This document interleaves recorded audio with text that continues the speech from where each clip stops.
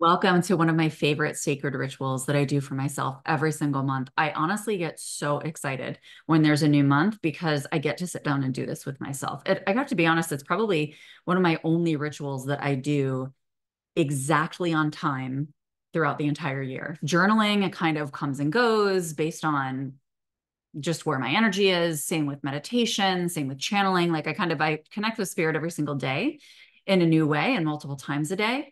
But in terms of sitting down an intentional ritual, I would say this is the most consistent one that I have and the most rewarding for me. And it comes to pass every single month. So I'm sharing it with you. For those of you who don't know me, my name is Laura. I've been a spiritual therapist for 20 years. I'm an Akashic Records channel and a consciousness mentor.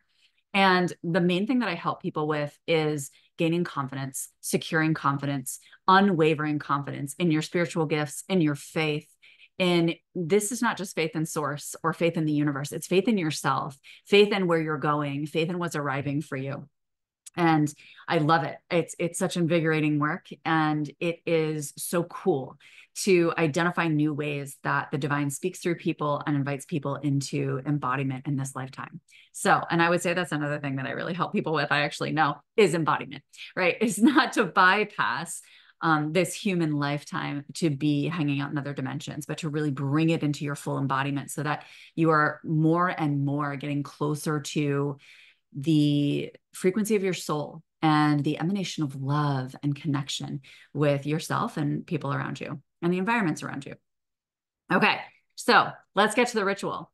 So the journal that I use, not journal, I actually have a journal for this too, but the planner that I use is the Magic of I, and you can find them on Instagram and online, Magic of I, and they have journals as well.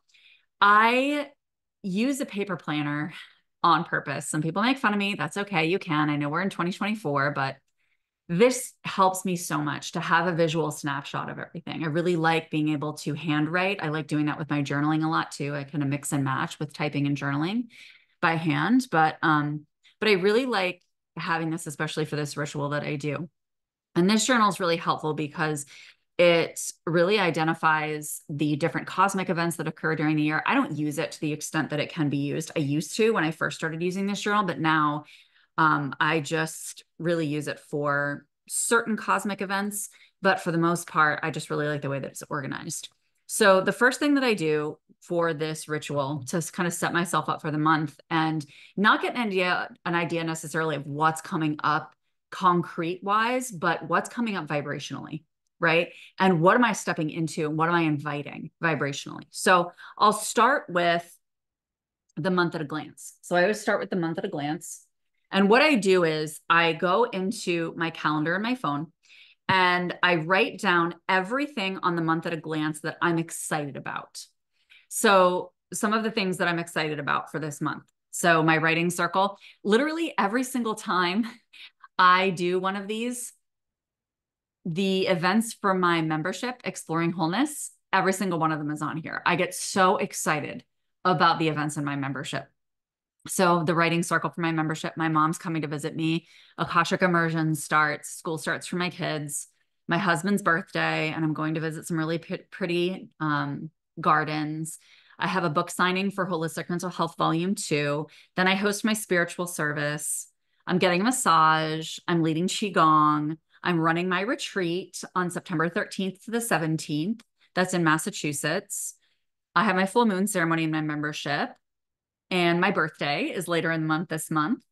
And there's homecoming for my oldest daughter is a senior this year. So homecoming is this month as well. So, and the Salt Cave. So those are the things that I put in the calendar that I'm excited about, that I'm really looking forward to. And after I do that, after I fill that in from my personal/work calendar, everything that's in my phone, then what I do is I go into the school calendar for my kids. So if you don't have kids, this is not a part that you'd have to do, obviously, but I go into the school calendar for my kids and I just identify if there's events that are coming up there, like open house night, things like that, that I desire to put in there as well, because I prioritize the things that we're doing as a family and the things that we're doing for the children over my work schedule. So, because I can organize my work schedule around what's going on with the kids. So after I do that, I then move over to this next page after the monthly month at a glance, which is monthly goals, intentions, and then weekly goals. So I don't focus on goals necessarily. I focus on vibrational intentions. So what I do is I go back to this month at a glance and I look at the first week. And as I look at the first week and I look at writing circle, my mom's coming, Akashic immersion starts, my husband's birthday, the gardens, all of this. I close my eyes. I look at everything that's coming up. I always smile because I'm excited about these things. I close my eyes and I feel into what the week feels like, right? Like, what does this feel like for me? And for me, what this felt like was simple, celebratory expansion and a lightening. So as I tuned into the events of that week, I was like, this feels like a lightening. This feels like a celebration. It's also expansive. And it also feels like simplicity. We just came off of an over a 2-week vacation where we went to Kauai and we went to Washington State and we did a lot of hiking and it was amazing and beautiful. And so that's another piece, is that I just feel this simplicity heading into this first week of September around allow there to be celebration over the simplicities of life, like just spending time with your loved ones, starting school, running a writing circle, like just basic things that feel really expansive when you allow yourself to be present with them. So that was week 1. Week 2, I then go to week 2 and I write down intention 1 for week 1 right over here. And you guys can obviously do a separate piece of paper for this or do this online if you prefer to do it online. Then I do the same thing with week 2. I look over what's coming up. This one's the massage, qigong, and my retreat. So I close my eyes, I feel into it.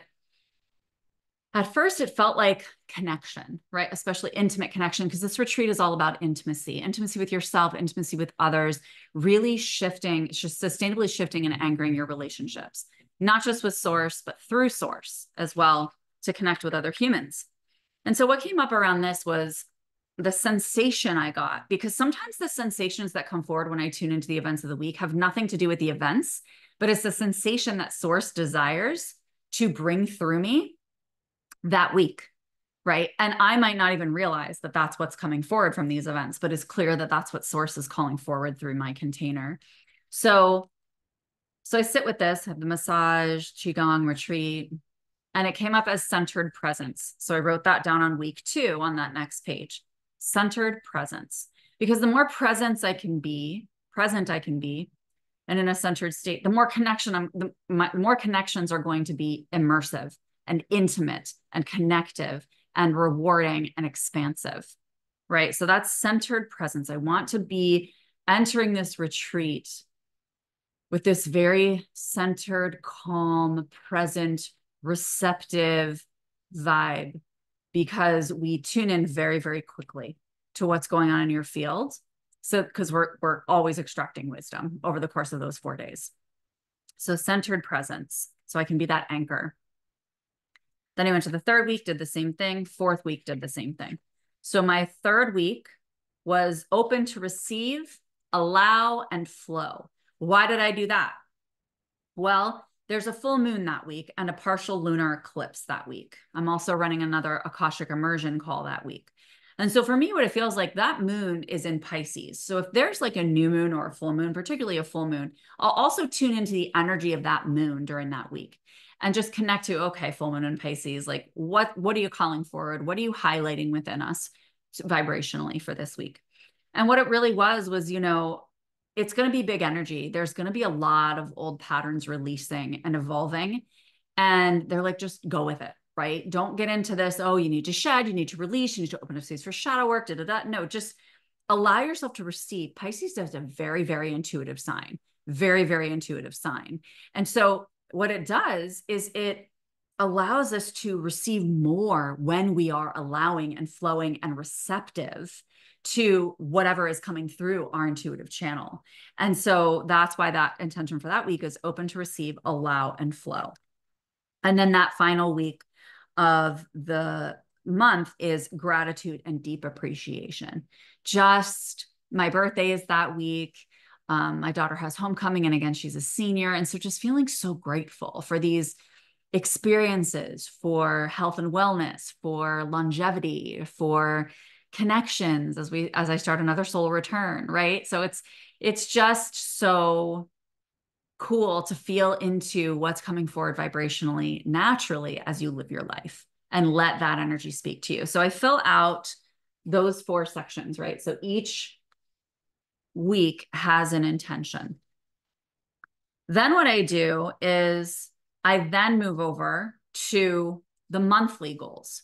And I always, for monthly goals, I put down vibrational goals. I don't set like concrete ones. That comes down here under intentions for me. I do it a little backwards. But what I focus on first is I read over all 4 of these intentions that came forward. I read over them and then I close my eyes and I feel into them. And I'll even flip back to my month at a glance calendar and just feel into that again as a whole instead of week by week, and just kind of look at the whole month at a glance and feel into that. And when I do that, I write down my annual mantra at the top. My annual mantra this year was I open and come alive. And if you don't have something that you've already come up with for the year, you don't have to do this part, or you can come up with one now for the rest of the year. That's fine. And if you need help identifying that, feel free to reach out. But that has served me beautifully this year. I open and come alive, and it just kind of like recenters me, resets me every month, and brings me back to remembrance of where my soul is guiding me this year. So I write down, I open and come alive, and I put my 2 little Reiki power symbols around it just to kind of charge it with Reiki. I charge it with Reiki.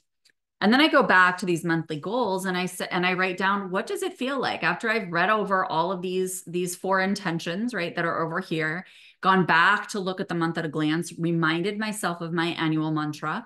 I then come back to, what does this whole month feel like in general? And it feels like grateful, pious celebration. That's what September feels like for me, grateful, pious celebration.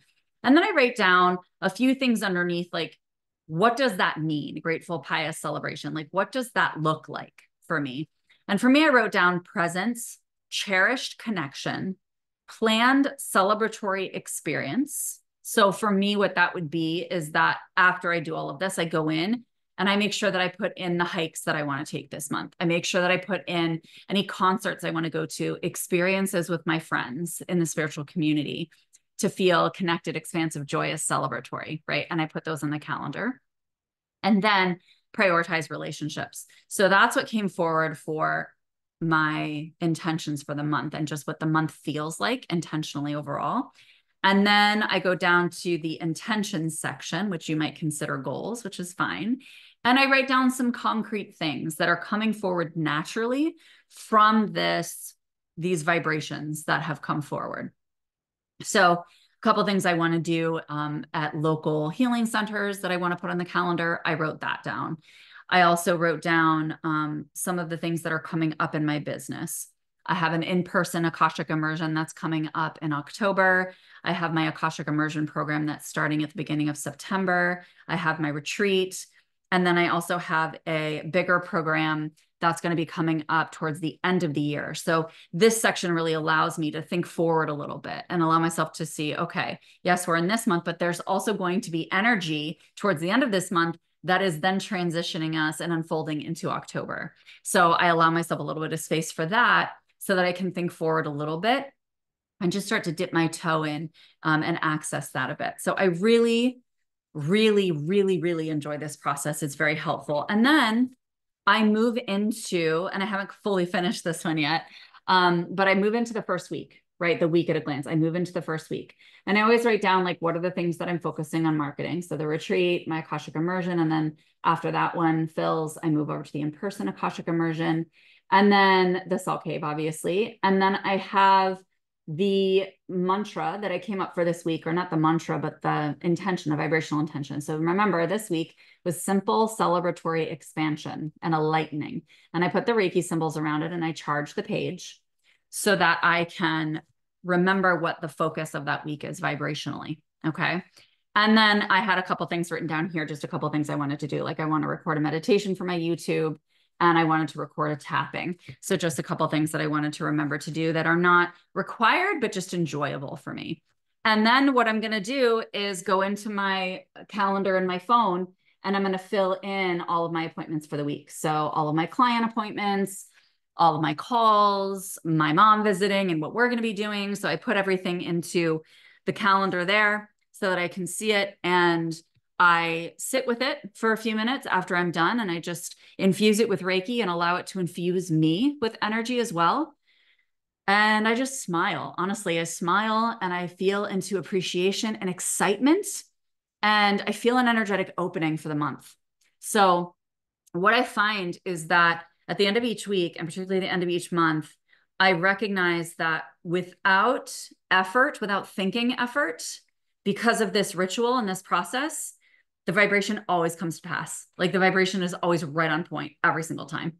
And it just makes me so happy and makes me feel so accomplished and like, oh, this is so cool. Like it's evidence for the magic of the universe when we work with the universe and we allow these things to come through us and to really let your soul speak through your human activity on a regular basis, which is just another step towards embodiment. Put a little plug in there. But anyway, I hope you enjoyed this and I hope this helped you. Let me know if there's a ritual that feels really good for you, whether it's related to the month, whether it's related to the week, whether it's related to something that you just do to really feel nourished and balanced. And I think that's one of the things this does for me is that I have so much feminine energy. I flow so much. I'm not a planner. I'm not a big planner at all. And this is really the only thing that I do to plan. This is really all the only structured thing that I do when it comes to my business, when it comes to my personal life. And then it's done for the entire month and I get to just flow. I get to just flow through the month because all my anchor points are here vibrationally and concretely. So, and I also really like it because it really honors what I desire to honor first and foremost, so that as things kind of come forward, I get to use my discernment based on like certain things came up. I think it was the beginning of August. That's what it was. My intention for the week was ascension. Okay. I think this was either Lionsgate or right before Lionsgate. And I remember my husband asked me to go to a concert, a very loud, large, like tens of thousands of people concert. I think it was like 40,000 people or something. It was insane. And I remember when he first booked the tickets and I was like, oh, I kind of want to go. Right. And then he's like, hey, do you want to get a ticket and go with us? And I was mildly intrigued, but I immediately was like, that does not feel like what my intention for this week is. And I'm not rigid about it, like where, no, that's not my intention, so I'm not doing it. But I felt into it and it was like, I just feel what that's going to do to my energy versus where I know my energy desires to go and be and what's going to more deeply nourish me right now. Right. And so it can be a helpful guide that way too. Like as things arrive into your field, because they're going to, we're human beings, there's going to be curveballs or events that arise or things you're invited to. And you're able to kind of sit with, what does that feel like? And how does this feel in relation to what's already come up, right, in my process here in terms of my intentions for the week or my intentions for the month. And just feel into it and feel what feels most nourishing to you to, just forge yourself in a way that feels loving and honoring. And sometimes you're going to say, screw the intention. This is once in a lifetime. You know what I mean? And that's totally fine because it's still going to serve you. It's just taking that moment to be with it and honor what's come forward from your soul. So let me know if you have any questions about this process. And if you try it, let me know. And I will add the link to the Magic of I planner as well in the description. So if you want to check that out, you can. I don't get anything from it. It's just something that I got as a gift a handful of years ago and have continued to use and deeply appreciate. And it's just pretty too. It's very pretty and it's very good quality. And you can learn a ton about astrology from it. And they have really cool tools in here to let you know like what the energy is going to be for each day. But I don't like to get that analytical because that feels like it's a lot in the mind for me. And I much prefer to see how does source desire to move through my energy, right? Uniquely, rather than just what's going on in the cosmos, other than around the full moon. So thank you for listening. Thank you for participating in this sacred ritual of mine. And I will see you very soon.